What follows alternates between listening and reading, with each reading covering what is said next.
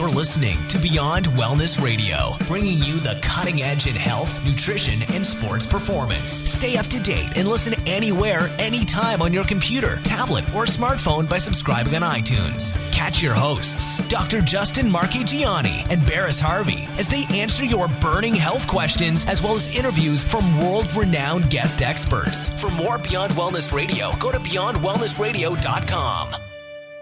Hey there, this is Dr. Justin Marchegiani, and welcome to another awesome episode of Beyond Wellness Radio. Again, we have a great show in store for you. Before, go to beyondwellnessradio.com, click on the newsletter sign-up button. You can sign up for our newsletter and get show updates right in your inbox before anyone else. You can also click on the questions button and even speak questions live, and we'll be able to answer it on the air for you. You can also click on the write a review button. If you really enjoy the show, write us a review. Let us know on iTunes. Let the world know. Think of one person that would benefit from listening to this show and share it with them. Sharing is caring. Also, check out justinhealth.com, which is my personal site. Again, I have some complimentary functional medicine consults available. You can also sign up for the free thyroid series and female hormone series as well. You can also go to reallyhealthynow.com. That's Barris Harvey's website, where he has some great articles and blogs and videos for you there as well, and even some consultations. Again, we have an awesome show in store. Stay tuned. Hey there, it's Dr. Justin here with Beyond Wellness Radio, and we got Aaron Alexander from Align Method, and Aaron's website is aligntherapy.com. Aaron, welcome to the show. Thanks so much for having me, man. I really appreciate it. Awesome. Yeah, it was great. I was on your podcast a few weeks back, and I'm so stoked after learning a little bit more about what you're all about to get some of that information out to my listeners. Yeah, sure. So what would you like to know? Where do you want me to get started? Because I can kind of go all sorts of different directions. So Align Therapy, that's a really cool name. And it seems like you have your own technique and your own different therapies and modalities that you do to help patients get out of pain or to improve performance or to even prevent injury. Can you first kind of give me some background on how you got into this? Yeah, so I started off with personal training. That was about 12 years ago. And from there, it was like pretty much I was into fitness. I was into bodybuilding. I was into ice hockey and just like basic, sports. I wanted to be as strong and fast as I could be, like every young person wants. Right. From there, it turned into kind of like my own self-discovery and research into that and starting to recognize that, hey, I could probably help other people with this and like make some coin on the side.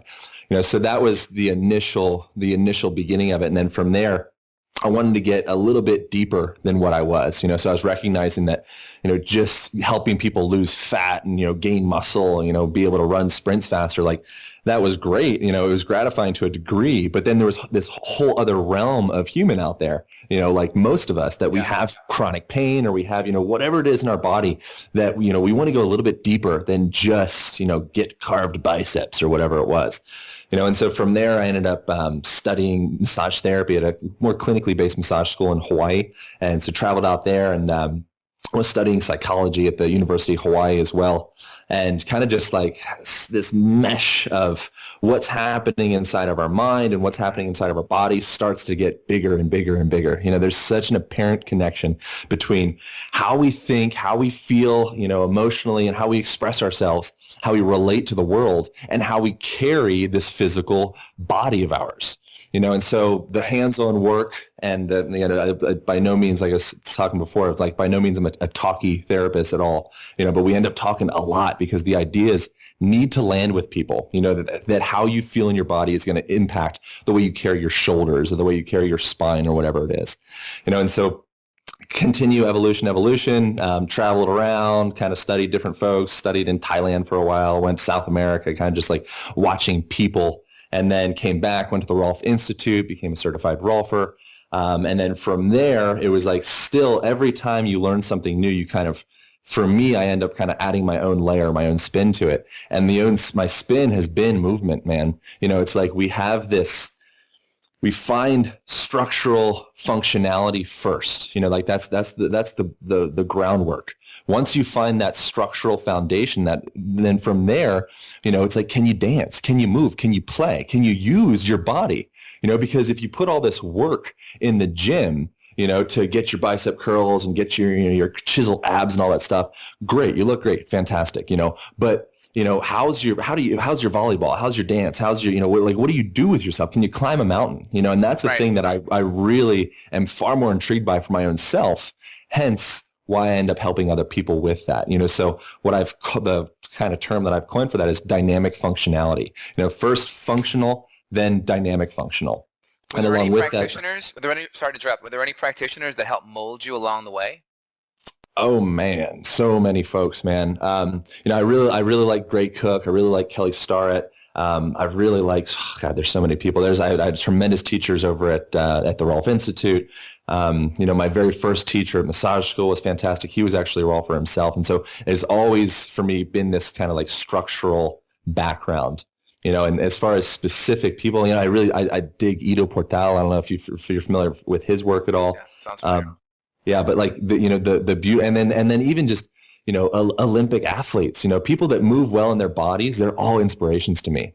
People that smile, they're all inspirations to me. People that genuinely take advantage of their life, to me, that is an expression of their vitality. And so that's like, if you're a person that goes out and smiles every day, that means that at a nutritional level, at a physical level, things are working. So from that person, I want to hear, like, what are you doing? So many inspirations.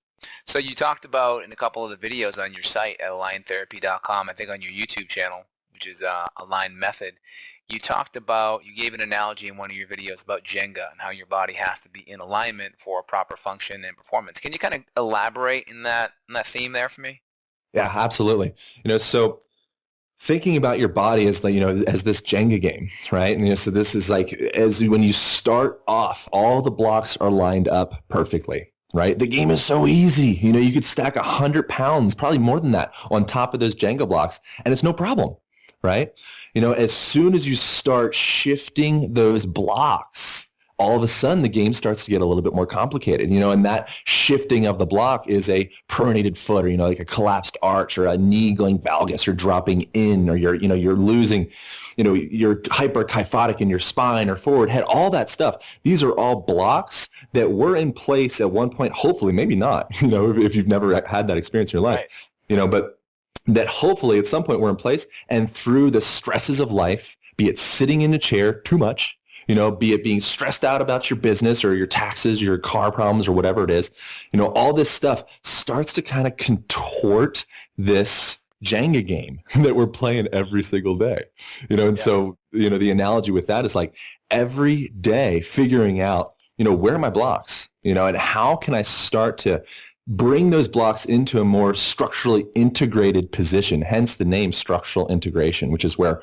Rolfing, and Rolfing, it's not my favorite name in the world, is the last name of Ida P. Rolf, who innovated structural integration. So structural integration is what Rolfing is. So that's kind of the analogy that I like to use sometimes. Got it. And Rolfing is dealing a lot with the fascial planes of the body. Is that correct? Yes, sir. Yeah. So Rolfing is all about connective tissue. And so when you're looking at somebody and you're looking at this fascial web, essentially, so you're wearing a blue shirt right now, V-neck. I love V-neck, man. I only do V-necks. I can't do choky collars, so pull your shirt, you don't need to, but for your listeners out there, grab the front edge of your shirt, say the left side, and we can do it together, and pull that shirt down towards your hip. Right, so kind of down an angle, and what you'll notice if you feel into it a little bit deeper, you'll start to feel that pull impact all the way to the back side of you. Right, so this connective tissue shirt that we're living in, that is the fascial body. If you strip away everything, strip away all the bones and all the nerves and everything, except leave the fascia, we still have this perfect human form. You would totally recognize the human. And so within that fascia, it's like bustling with mechanoreceptors, it's as sensitive as the iris of the eye, it's like that space is receiving so much information in our day-to-day life. And if it's disorganized, it ends up interpreting those signals that would be, whatever it is, it's cold outside, or, I have pain, or whatever it is. It starts kind of misaligning the interpretation of those signals, which ends up stressing us out. Once again, the term of the day, integration, right? If you do not have integration is communication. If you're in a scrambled up fascial web, it is going to be very challenging for you to create communication throughout your system. Does that make sense? That makes a lot of sense. Awesome. Yeah. So that's kind of like a roundabout way of explaining. I think I was talking about Rolfing at one point. So when it comes to Rolfing, right, that's the therapy you're using to help break up adhesions in the fascia. Essentially, when the fascia gets stuck to the tissue or to the muscle, then we have, that tugging of the shirt analogy that you gave us. So obviously, best case scenario is all of our patients or anyone that gets injured, a good Rolfing session or some good soft tissue work to break up those adhesions is going to be something that's going to accelerate healing, correct? Absolutely, 100%. Yeah, working in tandem with chiropractic, I think is really important. From my perception, I think that, which is why I think it's fantastic that you seem to have a really holistic approach with your work.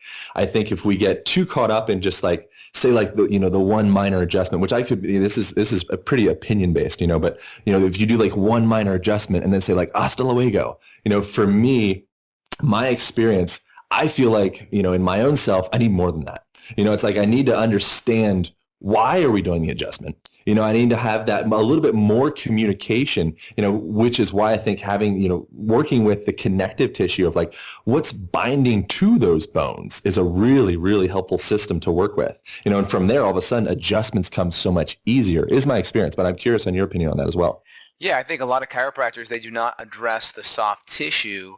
And again, the soft tissue, the muscles that move the bone are so important. So a lot of chiropractors are just adjusting the bones or the joints, and they're ignoring all the soft tissue. And again, it's the muscles and the tissue, muscles that are moving the bone. So if these muscles are turned off or inhibited due to pain or adhesions or whatever, you can adjust someone to the cows come home, and then that joint's not going to really regain the structural integrity it needs because those muscles that are supporting it and helping it move and giving it integrity aren't really on or facilitated. Right. A really simple analogy for that is next time you go out camping, hopefully you guys are getting out camping from time to time because it's great for you on all sorts of levels. Next time you're out there, you're setting up your tent. Notice the pull of if you have, this string or whatever it is, the little rope, the cord, the guy wire essentially. Yeah. Notice what happens if you were to crank down on one of those guy wires or one of those cords or ropes holding the tent up. It will distort the whole entire structure of that tent. You're going to have a very uncomfortable looking tent. What we have in our society, because we're getting yanked down into generally hyperkyphotic being a fancy word for our spine is pulled forward, our heads are pulling forward. We end up getting pulled into this position because we're looking at computers, because we're sitting in cars, because we're, everything. We're holding our children. Our children are in front of us. I work with a lot of like women that they're kind of, their kids are finally walking and stuff. And it's like, we got to unwind that whole entire time frame where you've been holding your child in this, certain way where you're folding your shoulder in and folding your spine over and kind of nurturing this child. Now that is you, and that it's like another analogy that I use for that is like thinking every time you're specializing in some type of sport or, holding your child, whatever it is, it's literally like you're putting on a suit. It's like you're putting on a connective tissue suit. You're holding yourself in a certain way. When you get finished with that, it is so, so important to take that suit off. Always finding that initial Jenga game. Come back to balance when you finish doing whatever it is. You go out for a road bike ride. You're contorting your body to a road bike. Right? That's not going to fit to go for a walk so well. That's not going to fit to, take a nap and lie flat on your back without a pillow. It's just not going to fit. You formed your body to something else. We got to get back to that humanness. That makes sense. Now, I know in a couple of your videos, you talk about myofascial release kind of at home for the everyday individual. So can you talk about some of these different self-care things they can do to help get their fascia back in action? Yeah, man. Yeah, that's my favorite subject. One of my favorite subjects. So it's the big thing that I've recognized is when I'm working with people in my clinic, it's like if they're not understanding exactly what I'm doing, then I feel like I'm failing. I feel like every time that I work with somebody, it's a lesson, or it's a class. It's like I should be coaching them along with their ship, guiding their ship, but they have to actually steer the ship themselves. So what I do is teach them how to take care of themselves. So if I have my elbow, into the insertion of their pec minor or whatever it is, it's like, cool, this is great. This is great that we're having this experience and you're able to feel deeply into that place you might have not even known was there before. But you can do this without me. That's the magic of it. It's like you need to recognize that right now, we are actually, this is a class, hopefully. And then as soon as you leave here, you can take a ball, you can take a foam roller, you can take a band, and this is all in the self-care kit that I have for sale on my website. You can take all of this stuff and you can do the exact same things that I'm doing. I've replicated everything into this little self-care package. And you don't need to necessarily have the self-care kit to do this. You can find a ball at the dog store, whatever it is, but combining the combination of tactile touch and deep pressure, and then combining that with movement, you start working all ends of the spectrum, so you're starting to get into those mechanoreceptors and the Golgi tendons and all that, like fancy terms that nobody needs to know. What you need to know is work the attachment points, right? Use slow, deep pressure, follow your intuition. If it feels good, it's probably good. If it feels painful, why is it painful? Maybe we need to work around that. And then by activating, moving your body, this is a simple technique that people pay a ton of money to receive. It's called pin and stretch. You might do pin and stretch techniques in your own practice. It's like pin and stretch. You're pinning tissue that's stuck or adhesed or agglomerated or dehydrated or whatever term you want to label it. You're pinning that tissue, and then you're asking the person to move their arm or their hip or whatever it is underneath that pin. That pin could be my hand. That pin could be a ball. Does that make sense? So basically, you're talking about active release technique right there. ART, man. Yeah, it's so funny when you learn all these different techniques. I've learned a little bit of ART. I've learned a little bit of so many different techniques. It's like release. Yeah, and you NMT, or when you start getting into them, you're like, they're all kind of the same. it's like they're not all exactly the same, but it's like I've kind of come back. It's like pin and stretch, man. So I've spent thousands and thousands of dollars. Spent all this time learning all these different techniques, and I was like, move, pin and stretch, PNF. PNF being an acronym for proprioceptive neuromuscular facilitation. It doesn't matter what the heck it means. What it is you're starting to activate the nervous system. You're starting to incorporate the nervous system into that stretch, into that myofascial release technique, whatever it is. And so I break all that stuff down in the videos. That makes sense. So just for the listeners at home here, pin and stretch, you're taking your muscle, right? Let's say it's your pec. You're reaching across. You're finding those adhesions in that front part of your pec muscle, and then you're opening that muscle back up and stretching it maybe against the door jamb while you hold that adhesion tight. And the whole idea is you're breaking down the scar tissue, and then you're also helping to realign that fascia and scar tissue when you bring that arm or that leg back into position. So that's really cool. And I see your Align kit here online. You got a band, you got a foam roller, you got some trigger point balls. What's the little circle mat that says Align method on it? What's that?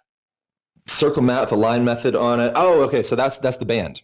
Is that what you're talking about? Yeah. It's to the left of the foam roller, the orange foam roller. It says Align. Maybe it's just all right. So that's the cap, right? So all of that stuff fits inside of the foam roller. Oh, cool. Right? So the foam roller is hollow.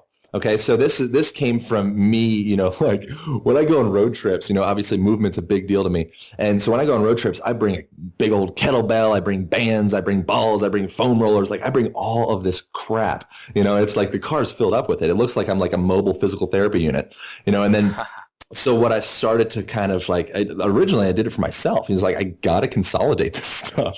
Yeah. So literally it was like, just finding the products, finding a foam roller that's actually hollow, and then getting the right balls. So it's different size balls as well, so it fits in all the different nooks and crannies of your body. And and then the band as well is super helpful for exercise for one thing, but also decompression of joints. And so just finding that perfect package that fits all together. You throw the caps on in the end, and then boom, you throw that underneath your seat, and you literally have a mobile physical therapy, myofascial release kit. That's cool. That's cool. Cool. Can you tell me about the bands? I know Kelly Starrett was big on this in the Supple Leopard book. Can you just talk about how you apply it therapy-wise to your patients? 100%, yeah. So if do you do any like myofascial work in your practice? I do some active release technique, but I do a lot with the ARP wave, which is basically using electricity to kind of do a myofascial release almost. A little different though. I'm getting a cold laser here in the next couple weeks, so I'm curious if you have any pins on that, but that's obviously after the show. Yeah.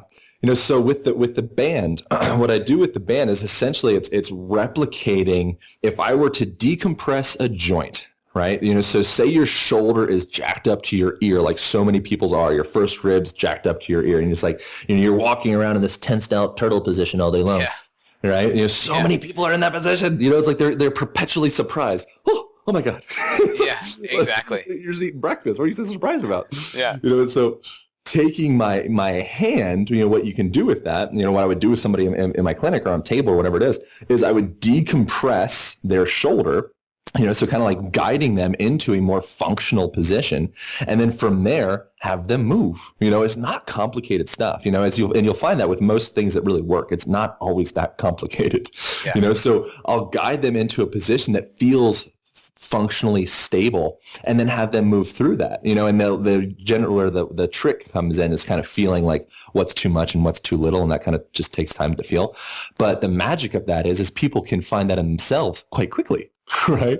Because you can right away, as soon as something feels good or not good, you can play in your eye, you can poke yourself in your eye, exactly the moment that it's not good anymore. So it's like we have these sensitive bodies, yes, but we are so much more intuitive than we give ourselves credit for. The thing is that intuition comes with practice. So that's what the kit's all about, really, is like having a medium to practice being in your skin. And so that's what I do what I have people do with the band is there's a door anchor, and you attach it to a door, and then you can change the different levels, like the height of it. So you could attach it to your shoulder joint, for example, pull your shoulder back. So many people are rolled forward, and then move through, bring your arm up, bring your arm down, bring your arm back. You can do this on your ankle, on your knee, on your hip. You can do this anywhere. And then it also doubles as, an exercise band. So there's all sorts of stuff you can do with that. That's very cool. Awesome. Love it. Love it. So a couple other things here. You do your line therapy exercise. So I'm just curious. I'm a big fan of, or I like Eric Goodman's work. He does foundation training, and it kind of seems like what you're doing is very much in sync with that. Is that correct or no? It's so ridiculously similar. Yeah. So can you kind of compare and contrast and just talk about, some of the compound movements, what exercises you're doing? Yeah. So foundation, he calls it the founder. Right. So one of the things, and a founder essentially is like, it's almost like a pseudo snatch position. Right. And so what you'll see with all of these different things is like, you'll start. Yeah, right. Exactly. You're nailing it. Yeah. And so you'll see this in yoga. You'll see this in Pilates. You'll see this, you see this in all these different mediums in Olympic lifting. And it's like, it's tough to say who does who, because it's like it all came from like thousands of years ago. Now we're finally bringing it out. It's like our bodies still need this. Imagine that. And so what the founder is you're bringing your arms up over your head, and you're maintaining. When you bring your arms up over your head, it forces your spine into a little bit of what's called extension. Flexion being going forward, extension being coming back, right? Oftentimes, again, the hyperkyphosis word, fun word to say, you end up, a lot of people being stuck in that position because our life is in front of us, right? We don't end up exploring that space behind our backs. So it's essentially turned off, right? And that's the thing, is like, we need to start expressing our fullest body map. We need to start feeling into the posterior side of our shoulder, feel into our rhomboids, feel into our, everything in the backside there. We just don't have a relationship with it because it's behind us. Like I got this work to do. I got this girlfriend. Like I got things in front of me right now. Like what am I going to do with my, my multifidus? What the heck is that? Who cares?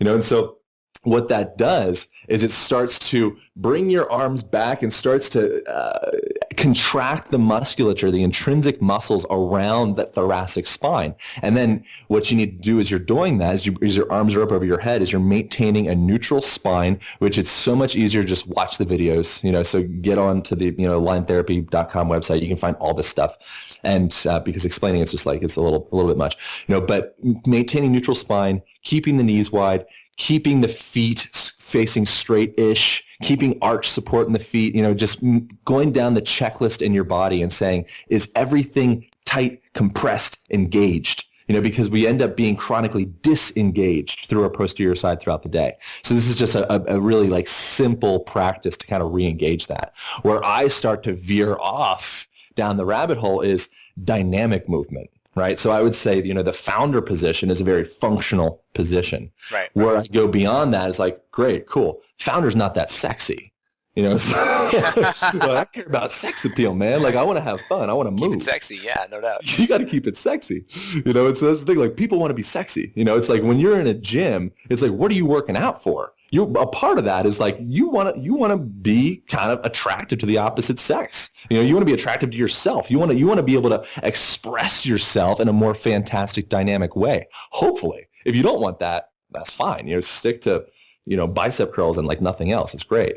You know, but going beyond that, that's when it starts to get fun. You know, and that's, when I mentioned, I don't want to go too deep into this because it can get, it's all analogy, so it's not too big a deal. You know, but expanding your body map, expanding your sensory awareness of yourself. And you see me in the video, your listeners can't see me, but I'm very like all over the place as I'm talking. You know, so expanding your awareness of the back side of you, of the left side of you, the right side of you, expanding all of your movement patterns, because if you don't explore them, they will not be yours. You know, thinking about every movement that you do, and are you rolling on a ball right now or something? I'm just sitting back and forth here, standing. Awesome, cool, yeah. So you can see. I'm making sure I'm making good Jenga blocks. Oh yeah, totally. Yeah, I love it. So I have the foam roller here, and I have the ball and all that stuff. So I keep all this stuff underneath me as I'm doing interviews. Right. So while I'm standing here, I'm standing up on a foam roller. I'm rolling my foot around on the ball. You know, it's like keeping that motor map exploratory, have fun in your body, because every moment of the day, we are expanding our potential of movement. We are expanding our potential of physical expression. Most of us forget that, and so back to the web analogy, the more intricate you make your web, the more potential of communication cross bridges there are in that web. So it's like if you've ever learned a type of dance, break dancing is a great one. It's like you start off, you learn the 6-step. As soon as you learn the 6-step, all of a sudden you start to be able to link that into other stuff. Now I'm doing a CC, all these different things you see what is on YouTube, but you start linking all these movements together where at first it was so arbitrary and weird. It was just like, it felt like it's like total system malfunction, failing, but once you start to connect those cross bridges, and you need a fancy word, you can call this myelination, or you can call this connecting the synapses or whatever you want to call it. It's like once you start to make those bridges combine, your potential of sophistication of movement and self-expression exponentially increases. Is that too heady? No, that totally makes sense. All right, cool. Yeah, so that's I don't know what I started off talking about, but that's kind of what I'm thinking about. So can you break down some of the resistance training lifts that you do? I see, you do a lot with like lunges. It seems like you do a lot with kettlebells. So so the average person can, think of exercises that you're doing and kind of, put an image to it in their head. What kind of movement patterns are you doing? Okay, so starting off, so if you ever come actually like into my office, which you're invited to come up to Bend, Oregon anytime you want, but if you ever come in there, I have some pretty strange stuff. I have gymnastic rings hanging off the ceiling. I have a deadlift bar or a barbell with like big bumper plates. I have stall bars on the walls. The stall bars are like these, you see them in like old gymnasiums where it's like little walls, horizontal. It's like a ladder. It's connected to the wall essentially. Do all sorts of fun stuff with that. But as far as resistance training, what I start off with people is deadlifts, squats. Deadlift, I officially changed the name, not yet, haven't trademarked it, but I changed the name of deadlift because it intimidates people. You get a yogi and you're like, I want you to do deadlifts because you're too freaking flexible. They're like, oh, no, never. They're like, right. All right, I'm going to change the name to pick stuff up. You were going to learn to functionally pick stuff up, and that's the thing. Like, we don't know how to pick stuff up. That's messed up. We never learned how to functionally pick something heavy off of the ground. That's a huge, huge deal. When we look at how much that we're spending in healthcare, and like disc herniations, like that's a preventable issue, 100%. If you have that movement sophistication in your body, then you're not going to blow a disc because you know how to move as strong as you possibly could want without blowing anything out because you've trained yourself. So I think deadlifts, compound movements is generally all I'm going to do. Sometimes I'll do specific isolation exercises if there's specific muscles that are just completely disengaged. And I use like eStim and some stuff, some kind of fun tools like that as well. So I'll hook some eStim pads up to people and have them activate those muscles and kind of just bring awareness to those areas. But deadlifts, squats, overhead presses, if they have the shoulder range of motion for it, pretty much what I'm going to be doing in my actual office. And then with kettlebells, I love kettlebells because it links dynamic swinging, so all of a sudden momentum becomes a part of the equation. So if you figured out the deadlift, start swinging a kettlebell.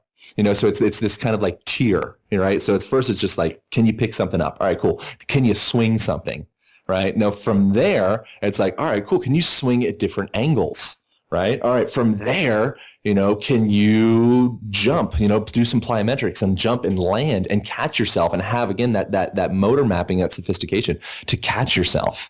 So it's always this stacking of layers, essentially, is what I'm doing. If someone's already a high-level athlete, then we're going to get straight to high-level activities. If it's the very, very beginning, then we're not going to go too much further than deadlift. But deadlift, that's something that's high level forever. We should always be deadlifting. We should always be squatting, in my opinion.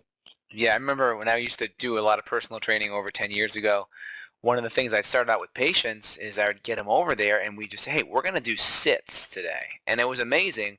When I would say squats, their form would go to hell. But when I would say, hey, we're going to just sit in this chair, it was amazing how their brain was just like connected to doing the form appropriately. So kind of the same thing. Pick stuff up, right? AKA deadlifts. And their brain just kind of goes into that different form. And I know on that note, picking stuff up, one of the things that Eric Goodman has kind of coined or really put out there in the mainstream that I use a lot with my patients from a structural side is the term hinging versus bending. I think that's one of the big issues that most people have when they're not picking stuff up correctly or sitting correctly. Yes. They're bending more versus hinging more. So can you talk about what's happening with bending versus hinging? Can you elaborate people at home? Yeah, absolutely. Yeah. So, for folks at home, do this with yourself, like have somebody watch you. Like I'm a weirdo. So I'll videotape myself, or I have like mirrors, and a lot of really fantastic mediums of body work, like Feldenkrais method and such, came from kooky people, looking at themselves in the mirror, videotaping themselves, essentially like being their own therapist. So that's what I encourage my clients and just people of the world in general to do. Be your own therapist, get intrigued by your body, really get fascinated by it and learn about it. So come down, and imagine you're picking up, say a 200-pound or get yourself a barbell, pick that thing up. If your initial inclination is to hinge at your spine, then you are putting unnecessary stress on your spine. Your vertebra is not built to sustain a load like that, right? It's built to maintain that neutrality as you're coming down. And hinging at the hips allows you to load that weight into where it's meant to be loaded. Your butt's the strongest set of muscles you got in your body. So when you're coming down and loading up that hinge, the hinge being the hip, you're actually stretching out those gluteal muscles. As you come down through there, you need to have the strength and the activation to pull yourself up from that hinge. That's the only safe way to pick up something heavy, and then, it's not just something heavy, it's like, it's you start digging that path over years and years and years of that type of movement. Eventually you pick up the wrong paperclip and boom, disc herniation. When you come down, it's that forward flexion and then add a little torsion to it. And it's a beautiful, beautiful recipe for a serious, serious injury. And so figuring out how can I maintain that core support, and core is such a weird word, because we have, again, all these connotations towards what it is. So I call it the corset, because corset's like, it's much more specific. It's like transverse abdominis, essentially. Transverse abdominis being that muscle that literally, just think of it as a corset. It's your corset muscle underneath your abs. And so as you're coming down, maintaining that stabilization through the midsection, stacking the spine the way it's meant to be stacked, hinging at the hips, and then keeping the knees wide, which actually loads Kelly Stark calls this torque in the hips. So you're creating this rotational force in the hips, essentially taking all of the slack out of the hip. So you don't want a loose, slacked out joint if you're going to load a few hundred pounds onto it, or any amount of weight into it. So you want to take the tension out of that, or take the slack out of that space, find a stack between your knees and your feet, and come down and hinging at that hip. And that's going to be a safe way to load any amount of weight. Everyone should be able to pick up as much weight as they possibly can, or more than that, not actually pick it up off the ground, but pull on it and not hurt themselves. If you cannot do that, then you are missing a serious, serious human function. Got it. So tell me about your workout routine. What are the key movement patterns or the key exercises that you're doing on a day in, day out basis? Cool. So I'm starting to add more of this into the YouTube channel of actually like, what do you actually do, Aaron? So what I do heavy deadlifts. I do heavy squats. I do front squats predominantly because I want to maintain that neutral spine. Because I haven't been a very like exceptional athlete. Like growing up, I was into bodybuilding, which screwed me, man. Like it was such a bad idea, because I started breaking down my system. And I was jacked. I was like, 225 pounds at like 16 years old. It was ridiculous, but I wasn't so good at an athlete. You like put somebody in front of me, I'll knock them on their butt, but if it gets any more complicated than that, it's going to start looking mechanical, and so what ended up happening is I ended up blowing out both my shoulders. I ended up dislocating my ankle.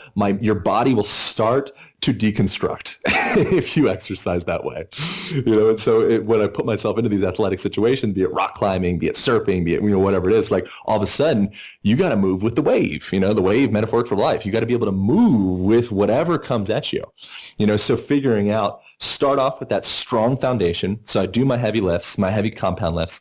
I do heavy kettlebell swings, so I'll do like snatches, essentially kettlebells up over my head, and then maintaining that kettlebell up over my head, I'll come down and do some squats. All of this stuff is rehabilitory for me. I consider it all to be rehabilitory because I'm unwinding that forward spine posture that got imposed upon me from sitting in high school, sitting in college, sitting in my car, all this whole, whatever, not feeling like I'm good enough or whatever it is. It's like, it starts to fold you forward.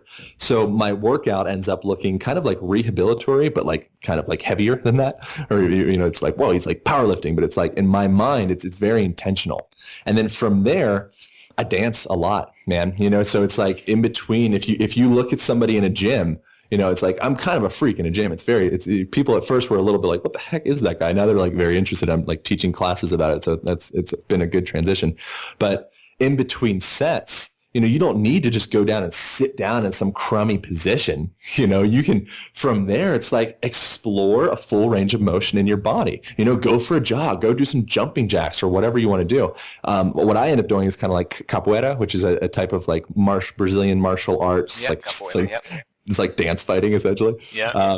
So I do some like capoeira techniques. I do some breakdancing techniques. I do a lot of handstands. Everything that I do inside the gym, it's very brief. I'm in the gym maybe for 30 minutes max. And it's very intentional. I'll pick up heavy stuff and move it. And then I dance essentially. I love it. That makes sense. You got all these fancy lingo terms. I'm like, you must be a break dancer. Right. That's great. So talk to me more about some of these overhead lifts with a squat. I've always found these very difficult to do. Can you talk about kind of what these are doing and the alignment, and then you're pressing overhead maybe with that kettlebell, and then you're going into a squat position? They're difficult because generally speaking, our shoulder girdle has been formed forward. It's like how many people do you know that hang every day? Rock climbers, gymnasts. Who else? Right. So that's the thing. It's like our shoulders are built to hang, it's like it's a fancy term, brachiation, is our shoulders are completely built to brachiate or to hang on stuff, and so what ends up happening with most of our life is we end up being rolled forward into this position as we write our notes, as we're working on the computer, whatever it is. And like I said, it's getting back to that fascial shirt thing. We start developing tissue around the spaces that we're using a lot, and then we end up losing or missing that range of motion that's so essential to doing things like hanging off of a tree limb, and so what I've been doing again is it's like heavy lifting, but rehabilitory. It's getting those motions back, and so what I'll use, something super helpful, is doing some myofascial release techniques. So like doing the band, getting the band in the front of your shoulder, pulling that back into a strong, stable position, rotating your thumb backward. Again, this stuff's hard to explain, but rotating your thumb backward, putting that shoulder again in this most stable position, which is in that external rotation above your head, and just slowly exploring it. You're not going to get it on day one. You're just not. It's a slow change. You look at like our connective tissue gets completely relayed out every 7 months, right? So it's like, this might take you a little bit of time. It's not just boom, today we got it, but it's an every single day thing. Am I rolling my shoulders forward too much today? Stop. Don't do it. It's like, did I give myself 30 minutes of rehab or prehab or whatever you want to call it? If you didn't, you got 20 minutes, you got 15 minutes. It doesn't take a lot. It's just those little titrations, it's like that little bit every single day, it starts to compound, the compound effect. Albert Einstein called the compound effect, like, one of the wonders of the world, right? Because it's like those little steps every single day. It doesn't look like much. And then all of a sudden you're like, whatever, you're ruling the world, and it usually takes a little bit of time, but it's that willingness to keep on going. And that's the big thing is like, if you can't do it today, it's okay. Just keep trying. That's great. So if we're trying to get that shoulder girdle back, maybe just some good hanging. Hang. Yeah, 100%. Totally. And so there's different types of hanging, right? There's passive hanging, there's dynamic hanging. There's, this, I would say if you have shoulder injuries, probably don't passive hang right away. Passive hanging being not active. Like, so it's not activating your shoulder girdle, not activating your rhomboids, not activating that line that's kind of engaging the shoulder to kind of keep it connected to your body. Start off with a little bit more active hanging where you're actually, rotating that arm out and really engaging your midsection and really, really cinching that shoulder in, but while maintaining a hang, and also have a partner help you out, have a step to step on, something that is like, because this could be a dangerous thing.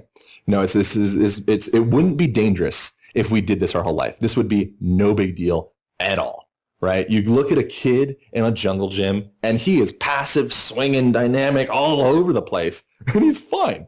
Most adults look at that. When you look at an adult get on a jungle gym, they're very active, right? They engage the biceps and they engage the shoulders, right? And they're protecting themselves. And that's good to, it's super important, but it's good to have all that full range of motion, and the reason that those kids are able to do that, they haven't junked up their shoulders yet.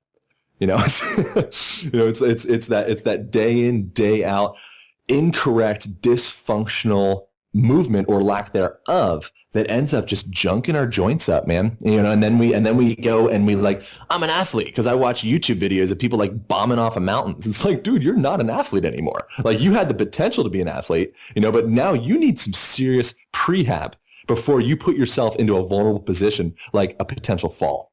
And that's like, you get like fall risk with older folks. It's like, if at any point in your human experience, going down to the ground is a scary, dangerous thing, man, the human body is not meant for that.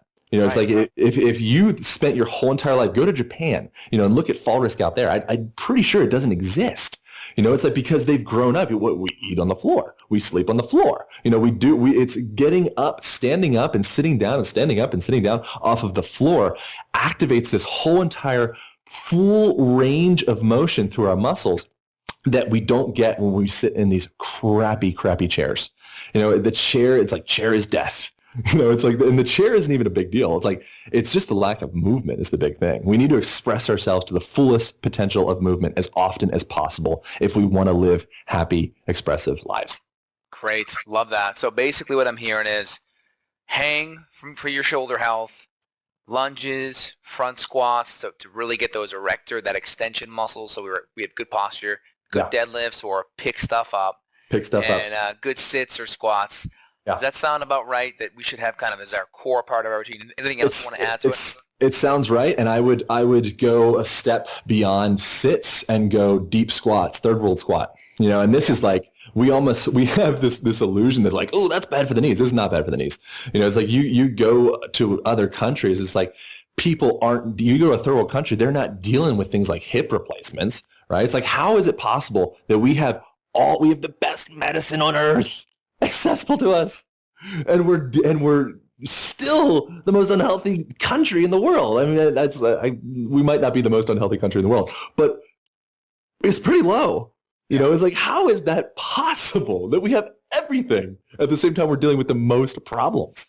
And what that is it's like the disease of affluence, right? It's like, because we don't need to do anything, our bodies are like, great, I'm not doing anything. Exactly. That makes a lot of sense. Oh man, so much. So it's like every day exploring your range of motion. If all you do is sit to 90 degrees, great. Tomorrow, sit to 86 degrees. See what that's like. The next day, let's do 84. And it's like gradually, you're going to be down to 35 degrees or whatever. I don't know. I'm not so great with math, but you're going to be down there quick. It's just like a matter of every day you got to stack that up. You got to teach your body. You got to, recognize that your body is a humble servant, right? And it does exactly what you ask of it and no more, right? And then that's the big thing. It's like we think that we can, like have what was the term, like have a free lunch or whatever it is. There's no such thing as a free lunch, man. Right. If you didn't do anything, good luck with progress, right? Good luck with heart disease. Good luck with all the stuff that is to come. If you didn't move, I couldn't imagine anything but failure in the body. And again, and this is kind of like, I don't want to get too fire and brimstone-y, because nobody likes that. But I don't mean it in that way at all. I mean, moving is like, it's a gift. It's like, we just need to start recognizing that every moment is a gift. Take full advantage of it. Make sense? Awesome. Yeah, that's great. Can you kind of connect nutrition to healthy movement and feeling good and being good and not, getting injured and preventing injury? A lot of physical therapists, chiropractors, osteopaths, personal trainers, a lot don't really make the connection to diet and the nutrients and reducing inflammation. Can you connect how important diet and nutrition is to being healthy from a physical perspective? Yeah, sure, man. And so diet isn't my niche. I read a ton about it. I'm very, very fascinated by it, but it's not like it's not something that I try to speak with too much authority on. But in general, I tinker with it all the time, man. It's like that's my, if I had any message in regards to nutrition and diet, I would say get as much as you can from whole foods, because recognizing that food is information, just like movement is information, right? So imagine like a book. If someone gave you a book and it's all of a sudden, say they ripped out like chapter 3, chapter 8, chapter 15, and chapter 19, right? And they didn't tell you, and they give you that book and you read the book, right? And you're like, I didn't read, it was a cool book, it has some cool words, flashy cover, that's cool, but like, I didn't really get it, right? That is hydrogenated oil. That is processed food. That is supplements that aren't assimilatable in your body. That is all of this stuff that, I'm not saying supplements are not assimilatable. I'm saying these supplements that are not assimilatable in your body. It's like you're not what you eat, you are what you assimilate. I think you said that, or I got that from you. So it's like recognizing, it's like the more that we can go whole foods, organic foods, support our local farmers, because it's like the fate of the world is kind of dependent upon that, I believe. It's like recognizing that our money is votes. It's like who you vote for president. Like, I'm not sure how important that is. I can tell you for a fact how important where our money goes is. So recognizing that everything that you purchase, you are voting for that product. You are voting for that organic local farmer that has a smile on his face, or you are voting for that, pesticide-ridden GMO, like polluting the environment, pouring sludge into the rivers and destroying our children guy. It's like, and it's all to save you what, 40 cents? So my perception of nutrition is quite holistic, as you probably expect. So it's really like recognizing that the food that our body craves and loves and will assimilate the best is the stuff that comes straight out of the ground and that we haven't tampered with. And then as far as like diets and nutrition, all that stuff go, I say tinker. That's the best thing you can do, because, it's like when the Atkins came out, it's like, cool, Atkins, when someone finds some type of nutritional plan that worked for them, they're going to run up to the top of a mountaintop and scream to the world, this is it, this is the final one. So it's like for you to just take that one person because they're so excited about it, I would take that person as information, but not fact. So it's like play right now what I'm tinkering with, because it seems like, like paleo and, like reducing sugar and reducing like white stuff in general. That's something that I absolutely believe in that. Like, don't put white crap in your body generally, unless it's coconut. but playing with adding more fat into the body, playing with, when we're putting different types of macronutrients into our system. If you eat a bunch of sugar for breakfast, you're probably gonna be pretty sleepy in a minute, and then you're gonna need coffee, and then you're gonna need like a Red Bull, and then you're gonna need whatever it is. So that's my nutrition advice in relation to the body is eat natural, eat organic, eat whole foods, experiment, see what works for you, clean up your palate, clean up your system enough that you can actually recognize how food impacts you. If you have a dirty system, you're not going to know what's what. You're not a controlled experiment anymore because there's so much crap streaming through your system. So clean things up and then just tinker. Add a bunch of fat in your body, see what happens. Add a bunch of white sugar in your body, see what happens. Explore it. That's my thought. Awesome. Love it. So I kind of stole in these last two questions that I asked my guests. I stole one from Mike Mutzel and the other one from Dave Asprey. So first question, here's Mutzel's question. Ready. If you were stuck on a desert island, what herb would you bring with yourself? You had one herb. Man, I've been playing, can I say, I've been tinkering with ashwagandha recently, which ashwagandha is a mushroom technically, I believe, right? Is it It's technically a nightshade. All right, cool. So I've been tinkering with that recently. That's what I've been really excited about.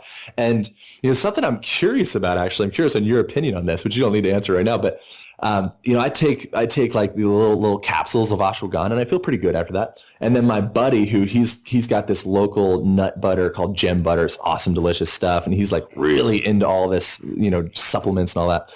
And he hit me with like a big old handful of ashwagandha the other day, and oh man, I felt phenomenal afterwards. So stuff is good.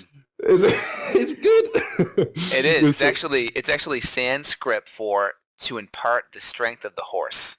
So cool. That's pretty cool. I mean, you can't get much better than that. Horse energy, man. You can't beat that. Yeah. Yes. My other guy. But that's something that changes for me a lot too. Like I said, I'm always experimenting with stuff. So currently that's what I would say. Ask me in like maybe 2 months, I'll probably have a different answer. Awesome. Yeah. Very good. Yeah, and just for the listeners, ashwagandha is a really powerful adaptogenic herb to help with vitality and immune function and strength. My other podcast interview I had this morning with Dr. Will Cole, he said milk thistle, which is a common liver tonic. And I said, hey, you're going to be drinking on this desert island? What's up with that? Yeah, right. I want to be stimulated, man. I want to be. So I was making fun of him, but that's cool. So we got ashwagandha. And then now, what are the three most powerful things? There's three things if you could only tell one person to do to help improve their health. Drink good water. So if you got chlorine in your water, stop. Get a good filter. I do spring water, man. Get on Daniel Vitalis has a pretty cool site. I forget what his spring website is called right now, but we could look it up afterwards or whatever. But get spring water if you can. Think it's like your water will be your blood. It's a big it's true. Deal. If you're running chlorine through your system, you're running anything that ends inside, like eating pesticides and all that stuff, or runoff from crummy farms or whatever it is. It's like side means death. Antibiotics. Oh, anti-life. Oh, don't do that. It's just like get good water. The next thing, sleep. You got to sleep like a mofo, man. It's if we are not sleeping well, then that's a serious issue, because that's when our body is developing. We think that we get strong when we are exercising. Exercising is catabolic. We're breaking our bodies down. What permits that strength is the time between the sheets. And so it's like get to sleep between 10 and 2. Is something, I would add on that. I have like a ceremony before I go to bed. So I'll have like my little magnesium spray thing, and I have like an earthing sheet, which that's like a totally separate subject. And, nice. I black out the whole entire room. It's like I have my little like end of the night traditions. It's just like, Make it be ceremonial. Really get after it. We have all these traditions on how to get upregulated or how to amp ourselves up. We don't have so much with how to downregulate. So I would say absolutely embrace downregulation. Rest when you need to rest. It's not always the right decision to go to the gym to get yourself up, right? Take naps throughout the day. Cut out coffee. Maybe not. I shouldn't say cut out coffee. I would say cut out the necessity for coffee through rest. Cut out the necessity for whatever stimulant through rest. And then you can play with stimulants, right? And the last one, I would say a hybrid of, I would say dynamically squat, right? So squat, follow all the functionality guidelines, and then from there, get dynamic with it and play. Dance. I would say dance squat. When you're on the dance floor, get down on the ground, get low, move through your full range of motion, learn back bends, just explore, so I wouldn't say there's one exercise because that's just one range of motion. I would say dance, express, move, and pick heavy stuff up functionally. Pick heavy stuff up functionally. I love it. Well, I appreciate your energy here, Aaron. Thank really you. Good. I think we covered the gamut. Spend more time in the sheets. Do a little dance squat. Just make sure you have the little collars on the edge of the barbell so you don't have the weights flying everywhere when you're squatting down. And then ashwagandha. Cool. All right. Awesome. Thanks so much, Aaron. Anything else you want to add for the listeners about how they can find you or your website, your info, Facebook, etc.? Yeah, I think you nailed it. Everyone can find anything about me on aligntherapy.com, ALIGN therapy.com. And from there's links to everything. I can give you the Twitter handles and all that stuff, but you'll find it all there. So yeah, that's all I'd have. You also have a great podcast too. Oh man, thank you so much for mentioning that. Yeah, I got so excited about the squat thrust and all that stuff. Movement Medicine Podcast, or I interview phenomenal people like the good doctor here on the show, and we kind of have this conversation, but I do a lot less talking. Sometimes I do more talking than I should probably. Love it. Awesome, Aaron. Well, hey, it was great. We'll have you back on the show sometime soon. A lot of great information. Everyone's going to have to listen to the podcast twice. All right, cool, man. I appreciate it. See you soon. All right, thanks. Bye. Got a question for Dr. J? Go to beyondwellnessradio.com/question. Then tune in to hear the answer. Also, if you like the show, review us on iTunes. For more Beyond Wellness Radio, go to beyondwellnessradio.com.